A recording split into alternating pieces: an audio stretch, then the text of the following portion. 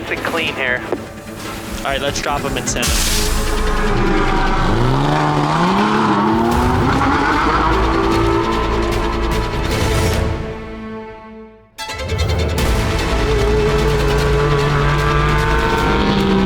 Work deeper in here into 7-8, deeper on the brakes and let it roll a bit more.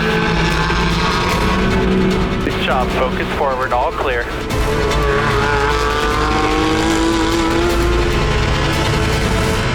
Nice work. When he sees where he is on the sheets, that's always a good pep in your step, a good boost, so I think he'll be good and fired up. Awesome. Awesome. I think there were a lot of post-race emotions after Road America, a lot of questions about the incidents, our performance, the outcome, lots of highs and lows. That's what we worked on between Road America and Sonoma. What we're doing is that day one, we start out and it's just an empty racetrack. There's no media, there's no families, and it's really fun. It's very pure, and we always have a great first day. And then day two, as we head into practice, there's more media, there's more buzz, there's more attention, there's more distraction. And with all of that, ego shows up. It's almost a stimulant. Ego can drive performance and motivation and outcome, but too much of it and it overshadows what the actual simple task is. You have to block all that noise out. The story in your mind has nothing to do with performance on the track. So it's much easier said than done, but as I always say, do as I say, not as I do.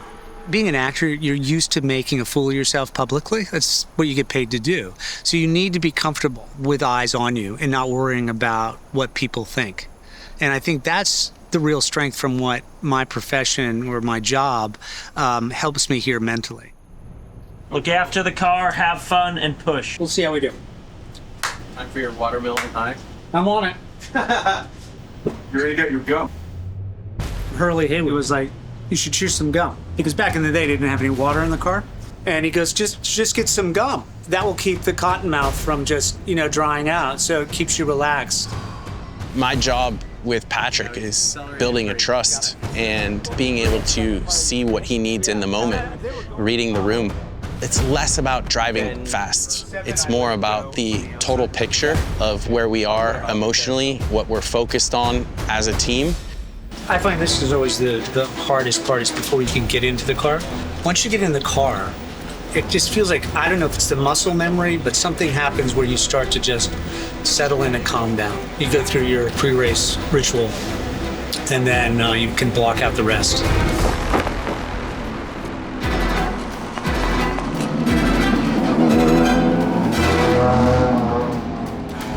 The drivers take to the track in Sonoma for the second-to-last race of the season. Prepare for the start.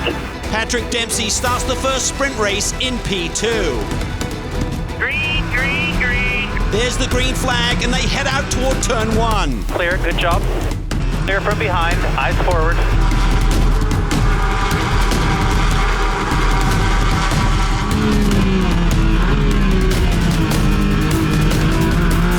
Dempsey, sitting in P2, is desperately searching for the win, and he keeps the heat on William Palachowski in the number 62 car. We're on his bumper. Come on, PD. Set him up. He's definitely looking for any potential weakness he can exploit. Can we not get impatient here is the key. Nice job, all clear. Let's work on that carousel exit. We're giving up a little bit at the bottom of the hill. Good job, clear by 4. Tighten that gap. Got one behind you at your bumper.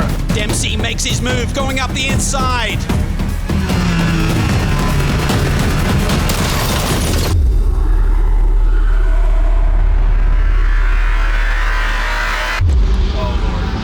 We hit him.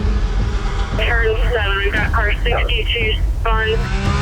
What happened there? It's an opening and I went for it. Drive-through penalty for injury responsibility. Car 98 drive-through. Damn it, man.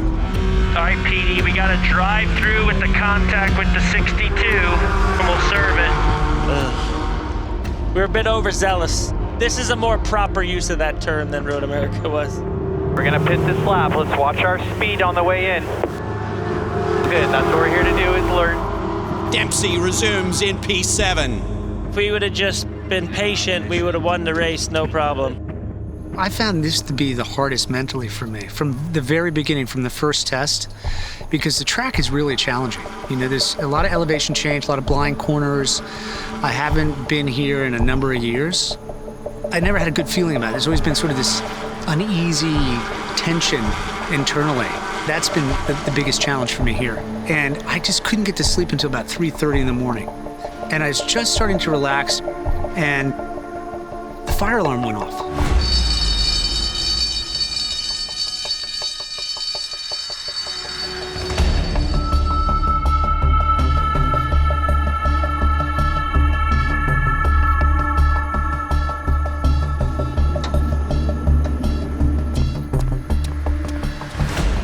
What time are we out? 8:30 green. Oh, we got plenty of time. I had another half hour of sleep. I was a little foggy, a little dazy, but relaxed. If you can stay in fourth a little longer, release brake, carry more speed to the bottom, so we're not throttling up to the apex. And then the last sector's fine after. Your last sector's really good.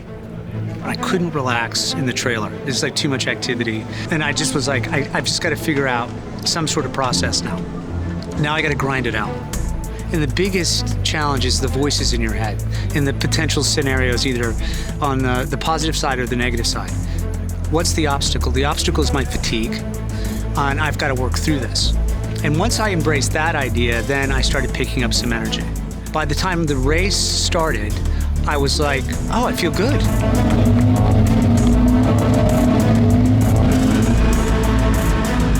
It's a stacked field rearing to go on this beautiful Sunday morning here in the wine country. Patrick Dempsey will take the green from P6 and second in class.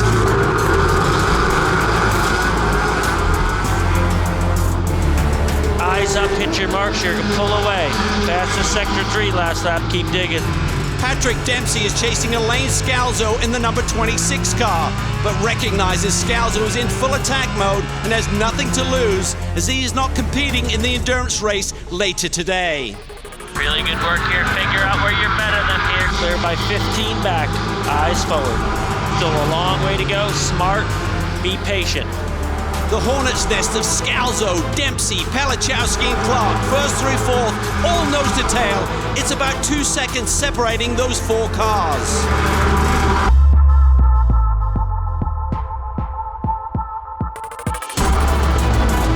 There's like going for the win and being smart. We gotta just... Free drink, stay on him, he'll make a mistake.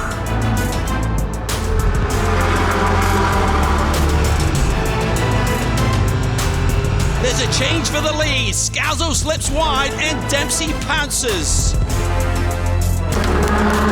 Dempsey comes around and takes the checkered flag. Nice job, buddy. First win of the year. P1, baby. Great job, man. Not bad. That was great. Yeah, man. Well, we made it for yesterday. Good race. That was good. That was clean. That was good. It was smart. Fast. I learned a lot yesterday.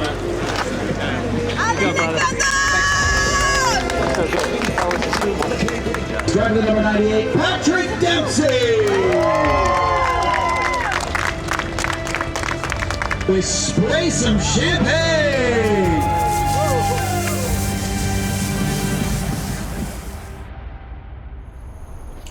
I'm telling you, it was all about not being able to sleep last night because I think I could feel that I could win. And you have that adrenaline, whether it was conscious or subconsciously. I couldn't settle down.